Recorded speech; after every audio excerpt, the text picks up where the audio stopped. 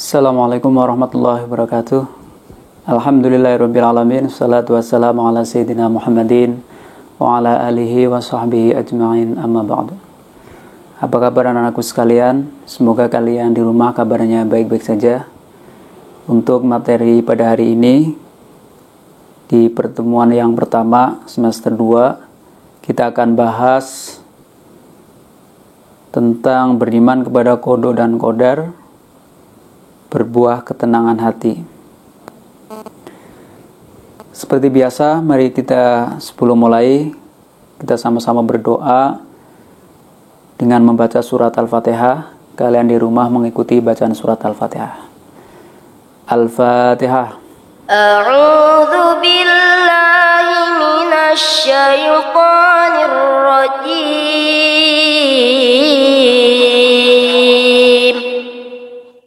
Bismillahirrahmanirrahim. Alhamdulillahi rabbil alamin.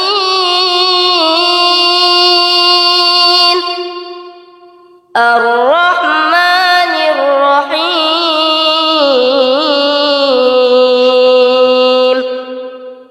Maliki yaumiddin.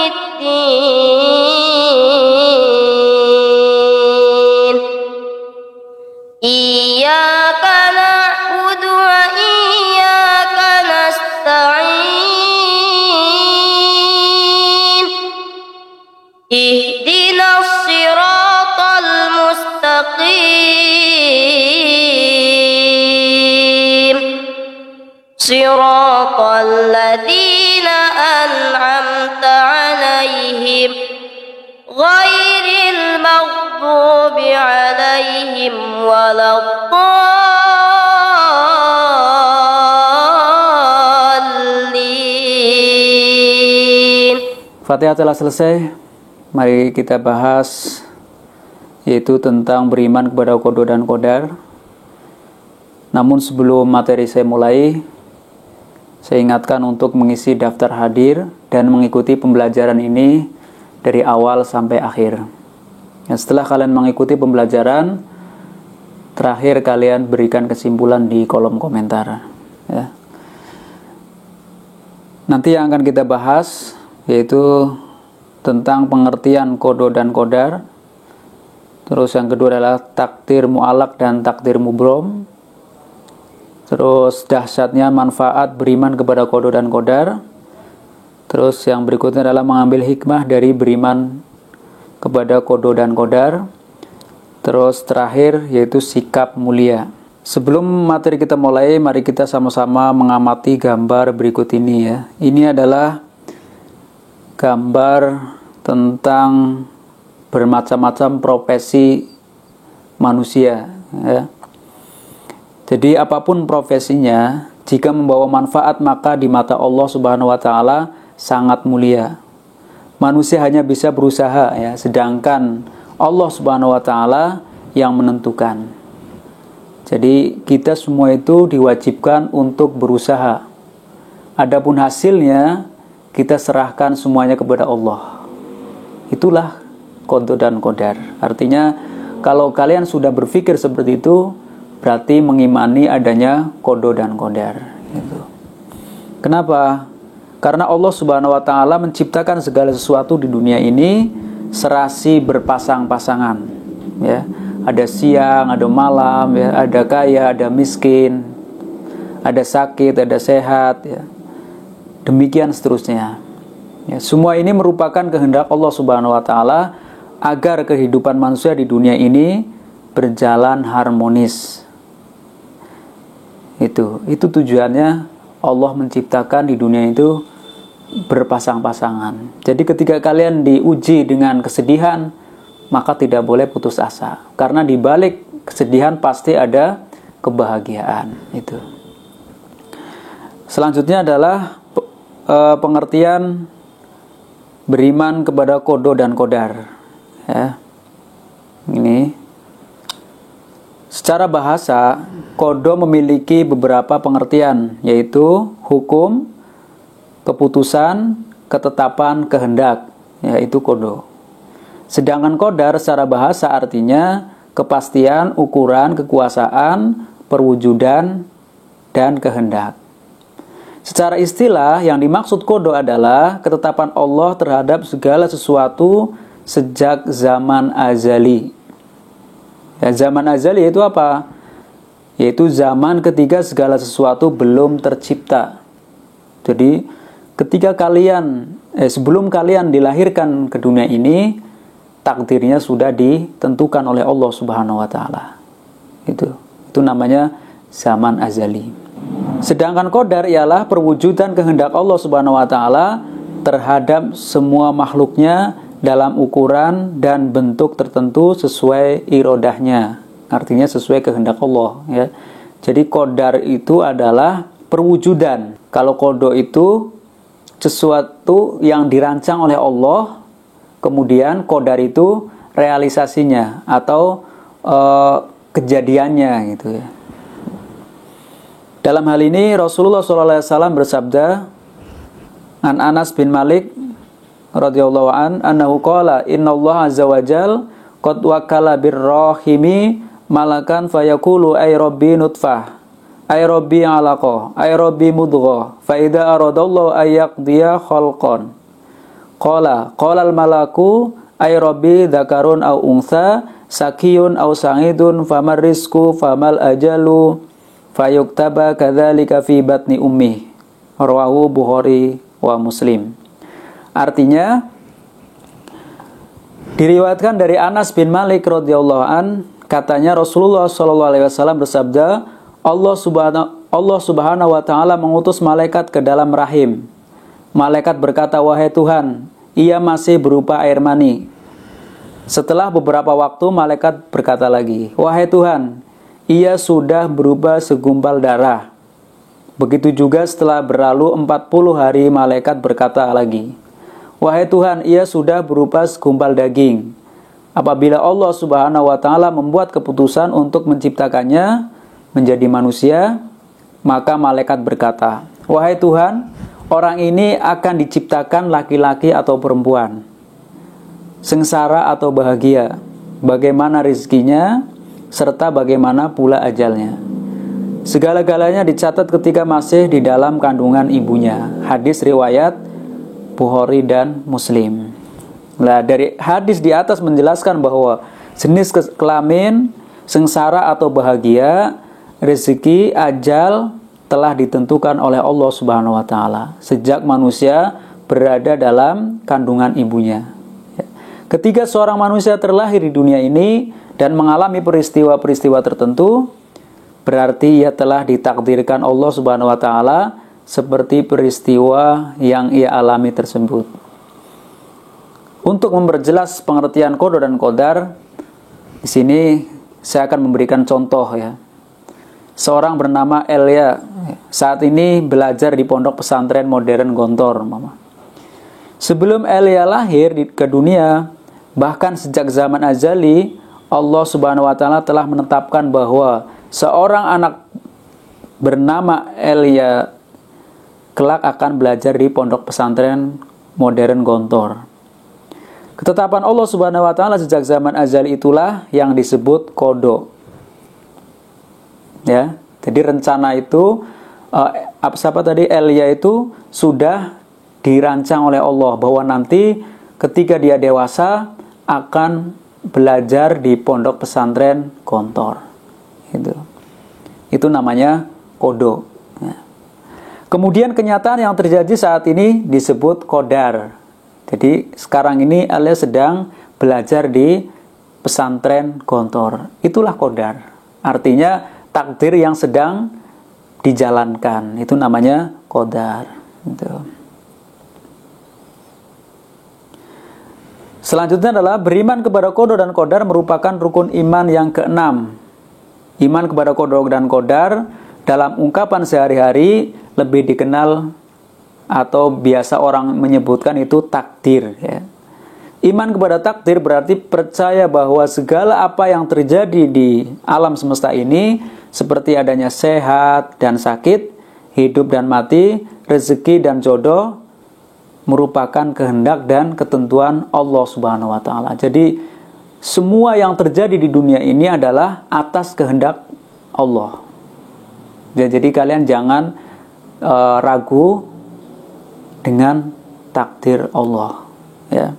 Dalam hal ini Allah Subhanahu wa taala berfirman dalam surat Ar-Ra'd ayat 8, A'udzubillahi minasyaitonirrajim, wa kullu syai'in 'indahu bimiqdar. Artinya, dan segala sesuatu ada ukuran di sisinya. Quran surat Ar-Ra'd ayat 8. Ayat tersebut menegaskan bahwa segala sesuatu di alam semesta ini telah ditentukan ukurannya oleh Allah Subhanahu wa taala. Segala sesuatu yang akan terjadi telah diketahui dan direncanakan oleh Allah Subhanahu wa taala. Tak satu pun makhluknya yang mengetahui ketentuan Allah ini, baik itu dari golongan malaikat, jin maupun manusia. Semuanya tak ada yang mengetahui. Takdir baru dapat diketahui oleh manusia setelah terjadinya sebuah kenyataan atau peristiwa. Gitu. Jadi takdir ini tidak ada yang tahu. Bahkan malaikat pun tidak tahu takdir manusia itu. Di sini saya akan memberikan contoh ya, umpama ini seorang anak bernama Ena, ya, dilahirkan dari keluarga kaya. Orang tuanya adalah pengusaha minyak sawit yang sukses. Kekayaannya melimpah. Semua orang mengenal keluarga tersebut. Hampir semua orang memperkirakan kelak Ena juga akan kaya seperti kedua orang tuanya. Namun setelah terjadi gempa bumi yang menghancurkan perusahaan orang tuanya, keluarga Ena tak lagi disebut keluarga kaya. Ditambah lagi orang tuanya ditipu oleh mitra bisnis hingga menanggung hutang ratusan juta. Sisa aset perusahaan dijual seluruhnya untuk membayar hutang. Sekarang Ena dan keluarganya hidup sederhana. Semua orang tidak menyangka kehidupan keluarga Ena berubah begitu cepat. Yang semula kaya berubah menjadi miskin. Nah, itulah takdir. Jadi awalnya kaya raya, semua orang menganggap bahwa Ena ini kelak akan menjadi orang kaya juga. Tapi takdir berkata lain, bahwa Ena ini ditakdirkan memang menjadi orang miskin, walaupun orang tuanya kaya. Jadi jangan bangga sama kalian memiliki orang tua yang kaya, ya, itu karena ke depan takdir kita tidak tahu, gitu. Maka kita sebagai manusia harus tetap berusaha, gitu ya. Nah, dari peristiwa itu muncul pertanyaan, kalau begitu Pak, semua takdir kan sudah ditentukan. Nah, untuk apa kita berikhtiar jika segala sesuatu sudah ditakdirkan Allah? Ketahuilah bahwa walaupun takdir manusia itu sudah ditentukan oleh Allah, namun tak satu pun yang bisa mengetahuinya sebelum hal itu terjadi. Hal inilah yang menjadikan manusia tetap wajib berusaha untuk meraih yang terbaik. Jadi tugas manusia itu sekali lagi hanyalah berusaha. Jadi jangan menyerah, wah takdir saya kan sudah ditentukan. Nanti saya mau jadi orang kaya atau orang miskin, Allah sudah menentukan. Jangan berpikir seperti itu. Kita ditugaskan oleh Allah untuk berusaha. Karena apa? Allah sudah memberikan kita akal. Maka gunakanlah akal ini untuk berpikir bagaimana supaya kehidupan kita ini lebih baik.